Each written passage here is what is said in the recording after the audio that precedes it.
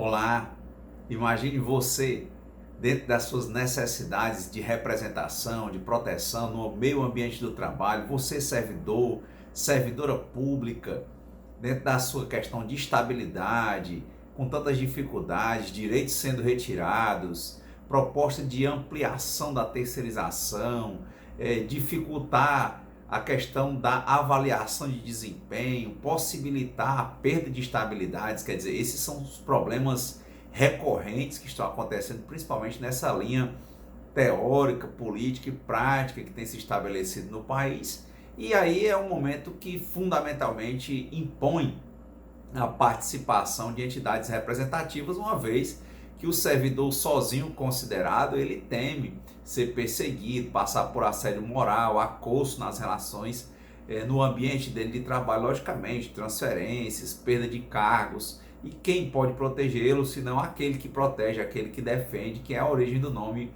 sindicato, síndicos, aquele exatamente que protege, que defende. Então, e você assistindo esse vídeo, você pode entender um pouco mais sobre as normas que estão sendo alteradas, às vezes no apagar das luzes pelo governo.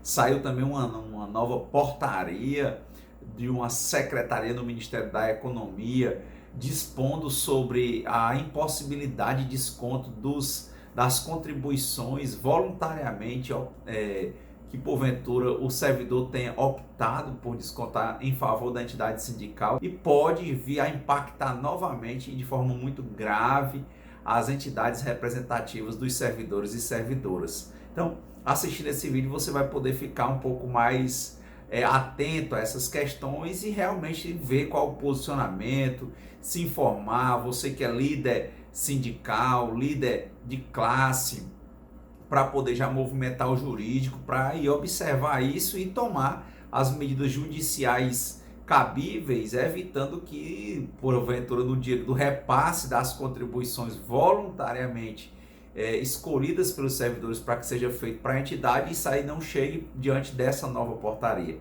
Para você que não me conhece, eu sou Clóvis Renato, que estuda essas questões de efetivação dos direitos humanos, em especial os direitos sociais, uma das dimensões dos direitos humanos. Estudo isso desde a especialização, mestrado e doutorado em Direito. Sou professor e advogado e tenho aqui ministrado e apresentado esses vídeos. Estamos juntos, né, nesse canal há um pouco mais de um ano. Estamos no Instagram, estamos no Facebook, Clóvis Renato Direitos Humanos, no Instagram Clóvis Direitos. Também temos o Direito Efetivado, no YouTube o canal Clóvis Direitos Humanos, que eu convido que você participe, se inscreva. O pessoal que quer saber mais informações é só entrar no site clovisrenato.com.br, Clóvis com I, e lá você vai poder encontrar, né, clovisrenato.com.br, mais informações. Ainda pode ganhar de bônus um curso sobre efetividade dos direitos humanos numa perspectiva social, com ênfase na Organização Internacional do Trabalho. Só chegar lá, se inscrever e deixar seu contato.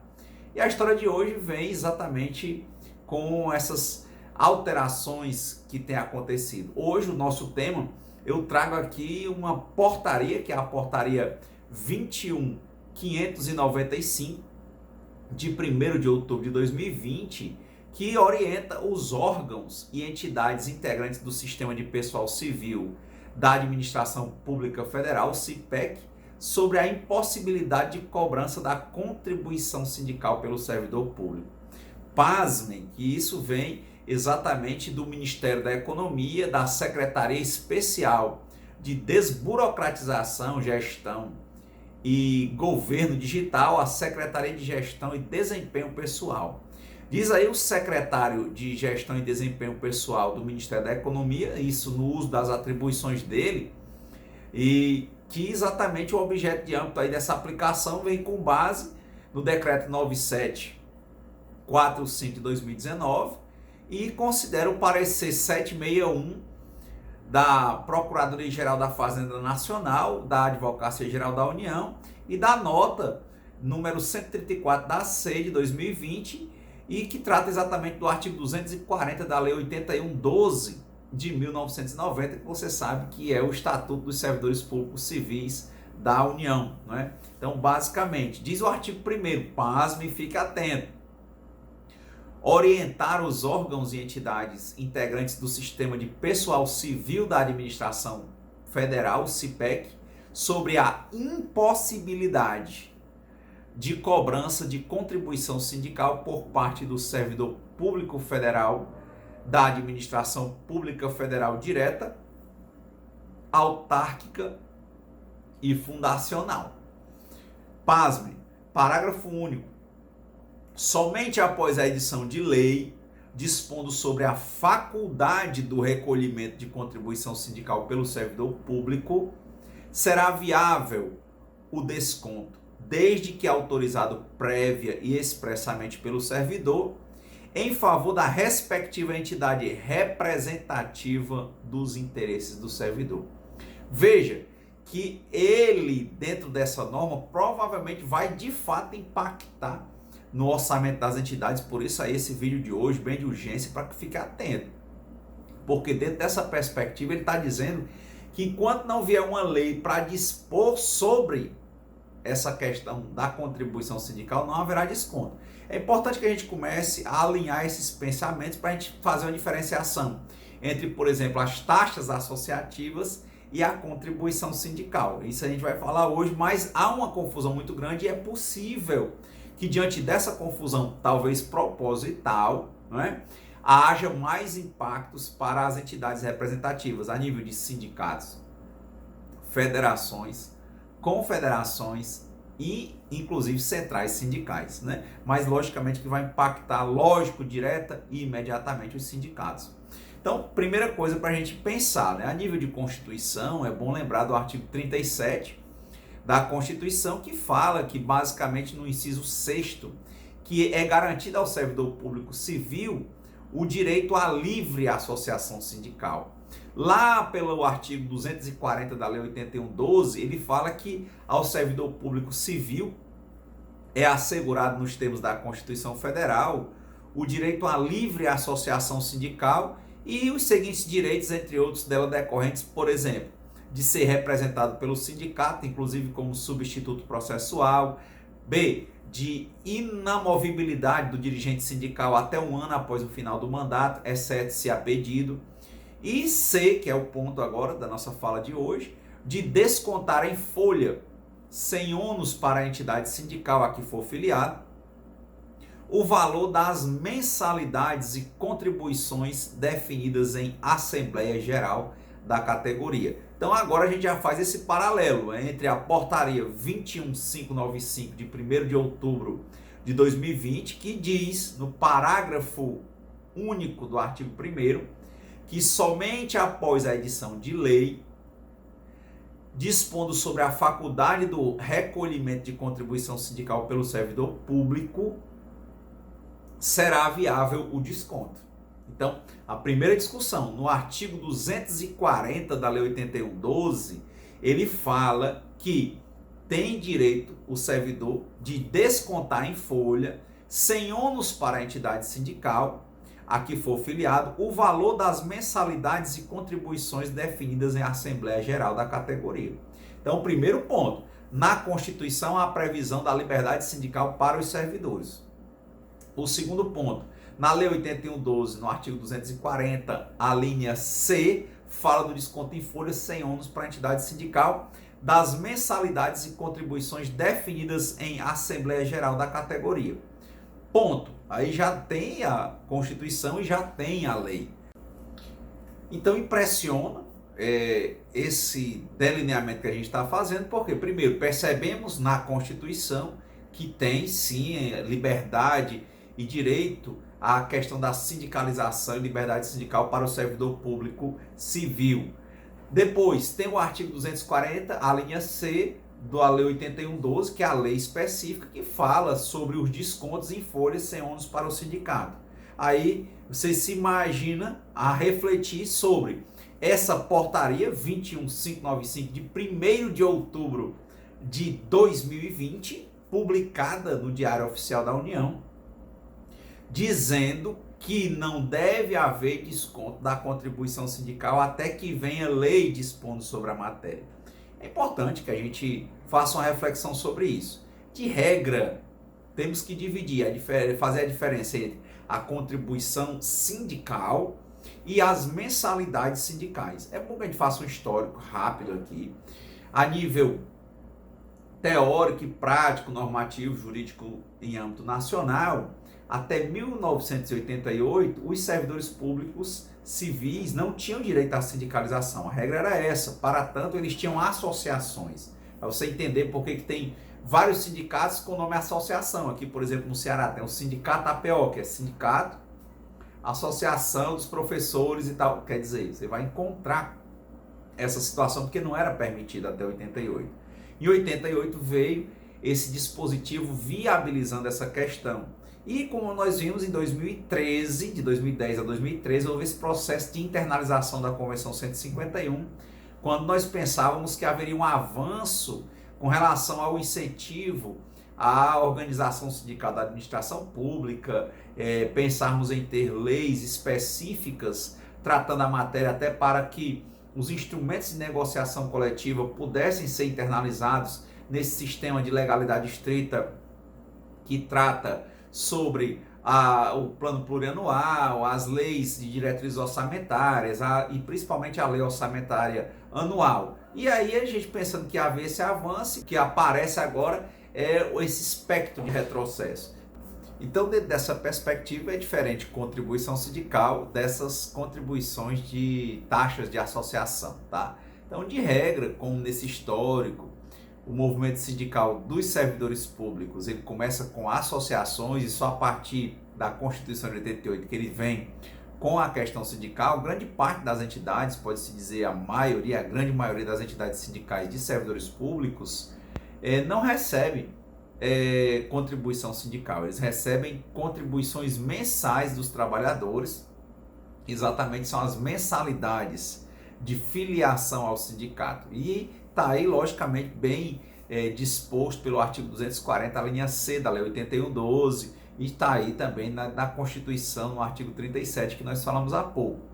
Essa diferença entre associação, taxa de associação e a contribuição sindical, você pode ver no artigo 580 da CLT, que você vai ter que aplicar subsidiariamente ao que está disposto na Lei 81/12. E lá no 580 diz que a contribuição sindical será recolhida de uma só vez anualmente e consistirá na importância correspondente à remuneração de um dia de trabalho para os empregados, no caso aí os servidores, qualquer que seja a forma da referida remuneração. Então, que fique bem claro o alerta que nós estamos colocando, que essa portaria que nós estamos falando aqui, que é a portaria número 21, guarde esse número, 21595, de 1º de outubro de 2020, está trabalhando com a contribuição sindical e não com as taxas e contribuições de filiação, as mensalidades dos trabalhadores. Elas estão regulamentadas plenamente, né? Clóvis, mas o seu posicionamento e se for contribuição sindical, se o meu sindicato ele receber a contribuição sindical e ainda a filiação, pode ser as duas? Claro que pode, as entidades trabalham com isso. E aí, Clóvis? Bom, nesse caso é importante judicializar essa portaria, a gente não viu, mas o finalzinho dela diz que exatamente aí no artigo 3º e 4º, e no 4º diz que ela entra em vigor em 3 de novembro de 2020, ou seja, ela entrou, aqui foi publicada no Diário Oficial do dia 5/10 de 2020 e que vai entrar em vigor em 3 de novembro de 2020, ou seja, os repasses desse mês para o próximo mês provavelmente não vão ser feitos relacionados à contribuição sindical. Qual o argumento, Clóvis? É que não tem pé nem cabeça essa discussão sobre que não tem lei que disponha sobre o desconto da contribuição sindical. Por quê? Porque esse desconto da contribuição sindical, ela está exatamente por essa aplicação subsidiária e também vem essas discussões que estão na Constituição, que a gente apresentou hoje da liberdade sindical, estão bem plenamente atendidas no próprio artigo 240 na linha C. É importante que isso seja dito e que, logicamente, o sindicato vai ter que ficar preparado para essas questões. Com relação à filiação, à contribuição mensal do servidor, acredito que a tendência é que essa portaria não se aplique. mas é possível que aconteça por essa confusão, às vezes na rubrica que sai para o servidor, a pessoa não entende que é a contribuição sindical, coloca lá contribuição sindical, mas na verdade é a mensalidade, não é a contribuição sindical, ou seja, compreenda que a contribuição sindical, ela é um instituto jurídico próprio e não se confunde com a mensalidade sindical, mas acredito que o ânimo, quando saiu essa questão de que não haverá desconto, talvez seja pensando que vai abarcar também as mensalidades. Um dos problemas que a gente tem, maiores de fato nesse caso, é a compreensão do próprio Poder Judiciário, da sociedade em geral, do próprio servidor, o próprio servidor do departamento que efetiva os descontos, de entender a diferença entre mensalidade e contribuição sindical. E às vezes dos advogados, né, muitos colegas advogados que trabalham em entidade sindical, mas eles não atuam diretamente com o direito sindical, com o direito coletivo, trabalham muito no atendimento individual aos servidores, uma parte muito honrosa da advocacia, mas por vezes muitos colegas confundem também. Aí, inclusive alguns juízes, alguns ministros confundem, não veem essa diferenciação. Então esse vídeo hoje ele é importantíssimo, que você compreenda as noções centrais, o eixo central dele, entendendo a liberdade sindical para os servidores públicos, mas que a gente comece a observar nessa linha que a Constituição garante a liberdade sindical ao servidor, garante que nessa liberdade ele escolha descontar e que seja descontado em folha, e a Lei 81.12, o artigo 240, a linha C, diz que pode ser descontado em folha e sem ônus para o sindicato, né? Independentemente de que contribuição seja do servidor, já que o dinheiro é dele, né? O salário, o vencimento, o subsídio é dele e não da entidade, na verdade, né? É o sinalário, ele trabalhou, recebeu e ele dispõe do salário, do vencimento e do subsídio dele. Então, é importante que seja observado, mas principalmente que se faça a diferenciação entre contribuição sindical e mensalidade sindical. Contribuição sindical é essa que está no artigo 580 da CLT, que é um dia de serviço. Essa daí, essa portaria aqui do Ministério, né, do Ministério da Economia, dessa secretaria, que é a portaria 21595, está dizendo que não tem lei dispondo sobre contribuição sindical, então não pode haver desconto. Isso vai impactar algumas entidades que vivem, algumas, como nós falamos, que vivem da contribuição sindical e que abandonaram o sistema de mensalidade. Outras entidades que estão com os dois sistemas de mensalidade e o de contribuição sindical, e pode chegar a impactar quem vive de mensalidade, porque talvez o ânimo dessa portaria gere uma confusão muito grande nos departamentos, nos setores que efetuam os descontos e que eles não descontem nenhuma contribuição em favor do sindicato. E aí, logicamente, que comportará, inclusive, outros tipos de ação. Quem sabe, inclusive, os próprios mandados de segurança que são pessoais contra os servidores. Aí, cuidado, o gestor de pessoas. Eu já vi jurisprudências colocando, inclusive, pró-reitores de universidades, gestores mais específicos, reconhecendo neles, né, atividades arbitrárias, e eles sendo exatamente os que estão lá como autoridades coatoras em eventuais mandados de segurança. Então, temos os remédios aí das ações ordinárias com pedidos liminares, temos os mandados de segurança, que aí é a competência em razão da pessoa, da autoridade coatora. Temos jurisprudências que colocam como coatores não apenas o chefe do poder executivo, por exemplo, ou do poder legislativo, ou do poder judiciário, na pessoa jurídica de direito público da União, por exemplo, mas pessoas que estão na gestão de pessoas especificamente. É importante que os advogados estejam antenados, né? Talvez em alguns casos se observe algum tipo de tutela preventiva, preparatória, já que há uma grande possibilidade de faltar recursos nas entidades diante da possível confusão entre os conceitos de contribuição sindical e taxas e demais taxas como a mensalidade sindical, até pela rubrica. Outro problema que pode acontecer é exatamente esses convênios, porque normalmente esses repasses são feitos por meio de convênios, e lembro que no ano de 2019 veio exatamente a medida provisória 873, e aquela ficou conhecida como a medida MP do boleto bancário. E nessa MP do boleto bancário, né, houve realmente bloqueio de repasse para as entidades, ela sequer ficou, ela perdeu seus efeitos, não foi convertida em lei. O Supremo Tribunal Federal, diante da não conversão, ele nem julgou constitucional nem inconstitucional, ele simplesmente arquivou os pedidos de ação direta de inconstitucionalidade e, na verdade, ficou para o judiciário, a nível ordinário, resolver as questões pré-judiciais que foram decorrentes da medida provisória 873. E naquele momento também houve uma grande confusão com relação à questão qualquer tipo de contribuição. Então essa diferenciação ela vai ser fundamental e a confusão pode realmente gerar confusão, pode gerar muitos problemas. Agora, com relação à Convenção 151, como nós falamos, o decreto 7944 de 6 de março de 2013 que o ratificou, né, nesse sentido desse Tratado Internacional sobre Direitos Humanos, ele consta aí todo riscado no site do Planalto como revogado.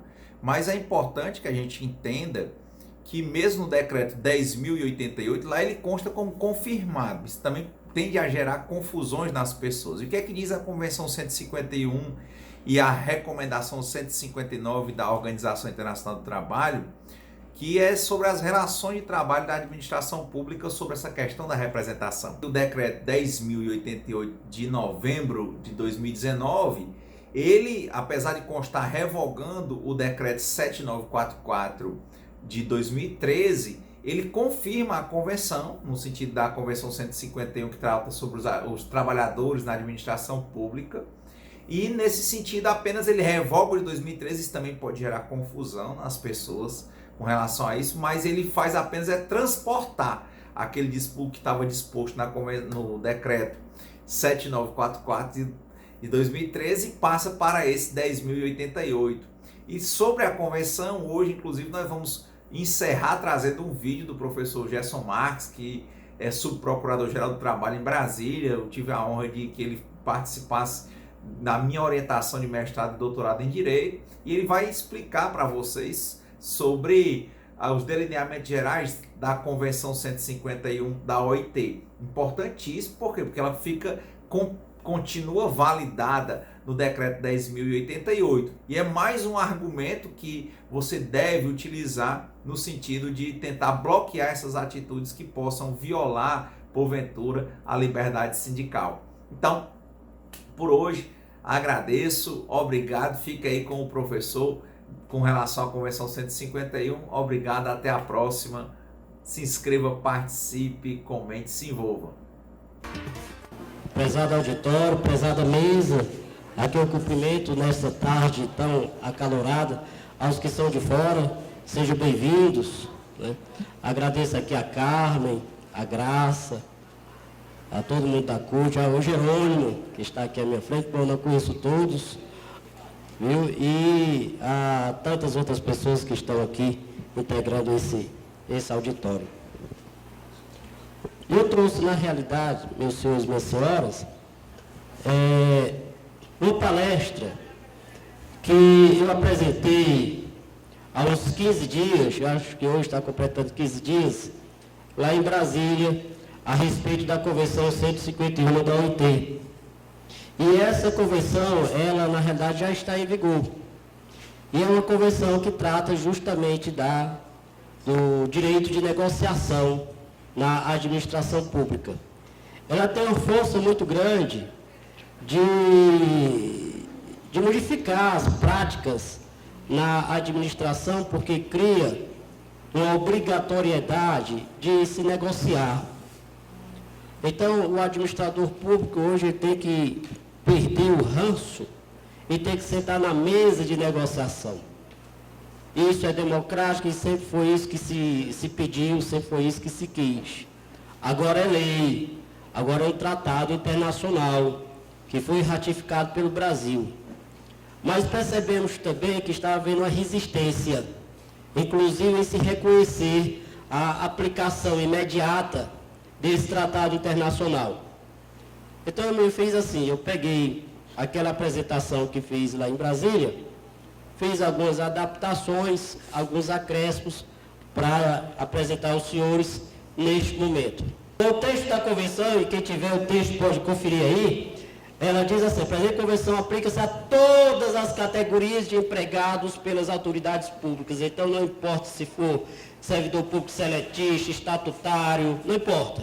Sendo contratado pela administração pública, seja cargo de confiança, comissionado, não importa. Todo mundo é regido por essa convenção.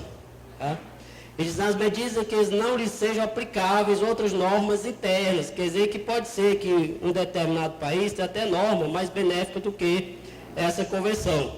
No caso brasileiro, as normas brasileiras não são mais benéficas. E eu quero chamar a atenção aos senhores para esses dois itens que constituem pontos essenciais de uma possível regulamentação dessa convenção. É quando ela diz que a legislação nacional, no caso Brasil, determinará a medida em que as garantias previstas pela presente convenção se aplicarão aos trabalhadores da função pública de nível superior, cujas funções são normalmente consideradas de formação de políticas de direção. Essas pessoas aqui são aqueles funcionários, altos funcionários públicos, os chefes de repartições, aqueles...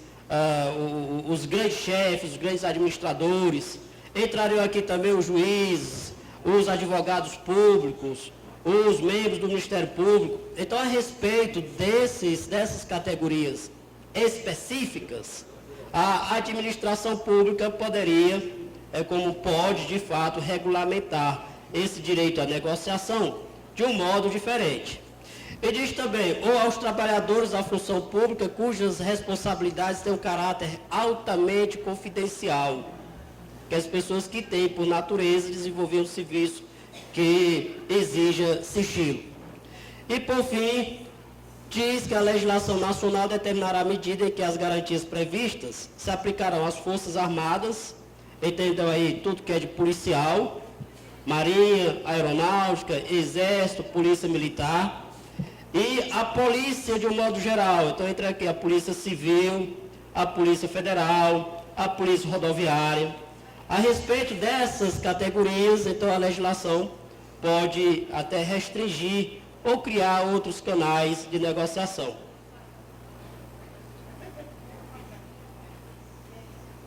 Com isso, nós temos assim, essa convenção, ela prevê garantias gerais, aplicáveis a todo servidor.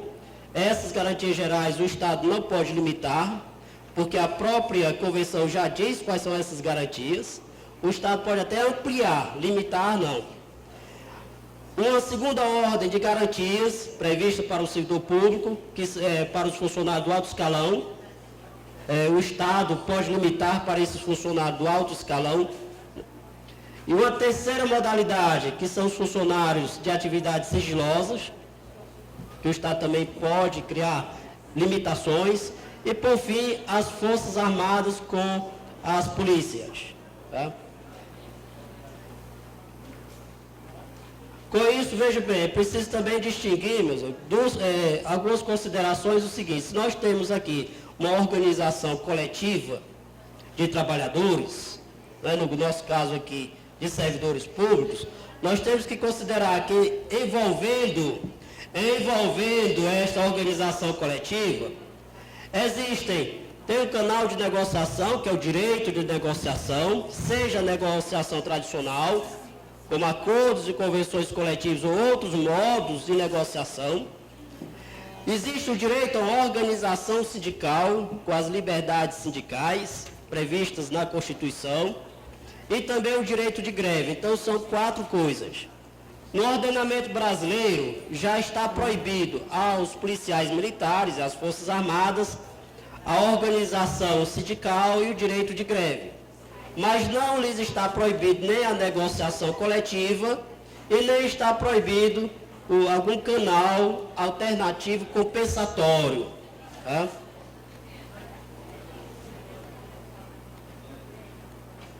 Só a título de curiosidade aos senhores, eu quero lembrar que quando a OIT proíbe ou permite que o Estado restrinja o direito de sindicalização ou o direito de greve, abre a possibilidade de ter instrumento alternativo compensatório.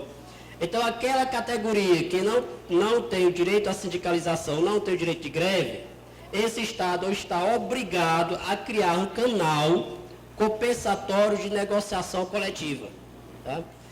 E aí, com essa convenção coletiva, essa convenção internacional, já existe um interesse grande da administração em regulamentar. É preciso que as entidades tenham muito cuidado como é que vem essa regulamentação. O que é que o governo federal está pensando? E aí veja o risco. A convenção, ela é para negociação coletiva. Negociação com a administração pública, como ocorre já com vários países. Na França isso há muito tempo existe, na Espanha já existe, na Itália já existe. Então chegou agora ao Brasil. Enquanto o Supremo Tribunal Federal, os tribunais superiores entendiam que não era possível a negociação coletiva com a administração pública, agora esse argumento caiu por força da Convenção 151 da OIT. Tá? O que o governo federal, no entanto, está pretendendo, segundo nós soubemos, isso foi colocado de forma explícita lá em Brasília, no Congresso, um seminário, uma oficina promovida pela OIT, é de que o governo federal quer regulamentar essa Convenção 151. E quando for regulamentar a Convenção 151, quer começar tratando da greve, do direito de greve do servidor público. Ou seja, quer pegar o gancho da Convenção 151 e tratar do direito de greve, obviamente, para restringir. Você não vê nenhum discurso aqui no Brasil, seja das casas legislativas, do executivo, você não vê nenhum discurso de ampliar o direito de greve. Você só vê discurso de restringir o direito de greve na administração pública. Tá? Então, o governo já está preparando projeto de lei.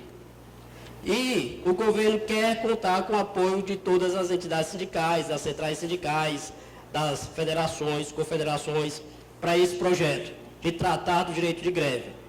É preocupante também porque já tem uma decisão do Supremo Tribunal Federal, o relator foi o ministro Hélio Grau, que então pertencia ao quadro do Supremo e hoje está aposentado, em que ele diz que o direito de greve não é o direito de todos os trabalhadores. E no caso da Constituição brasileira, esse direito de greve é proibido aos policiais militares e, por extensão, aos policiais de um modo geral, aos civis e aos federais, e ainda, por extensão, no entendimento do ministro, expresso desse acordo, não podem fazer greve também aqueles servidores que fazem parte das carreiras fins do Estado. E isso em razão do seguinte: essa é uma convenção internacional, as convenções internacionais entram no ordenamento brasileiro com status de uma norma constitucional, diz aqui o artigo 5º da Constituição, que os tratados, convenções internacionais sobre direitos humanos que forem aprovados, em cada caso do Congresso Nacional em 2 turnos, por 3/5 dos votos dos respectivos membros, serão equivalentes às emendas constitucionais. Então, o status dessa convenção é de emenda constitucional. E quando se tem uma norma tratando de direito social, e a convenção trata de direito social, ela tem aplicação imediata. Essa convenção, por ser uma norma constitucional, não é uma lei federal, ela é uma norma constitucional, então ela alcança União, Estados, municípios, Distrito Federal, a administração direta, indireta, de todos os poderes. Ela é ampla, e nesse sentido não pode ser mais restringida, não. Tá? Os artigos da Constituição, eu preferi trazer uma análise mais jurídica do que sociológica, porque o momento que vocês estão enfrentando vai ser de embate de muitos argumentos jurídicos contrários às negociações coletivas, às negociações na administração pública. A força política, a força de chamar para negociar, isso aí não mudou, do jeito que era antes continua a mesma. Agora o cenário jurídico mudou e a administração pública não quer reconhecer essa mudança no cenário jurídico. Então, cabe a vocês divulgarem e defenderem também e, sobretudo, essa mudança que houve, que a administração agora, ela está obrigada a sentar, pelo menos sentar, para negociar. Aos tempos de ditadura, em que o gestor, em face da sua hierarquia administrativa, não queria sentar para negociar, acabou. Acabou, é preciso ter consciência disso.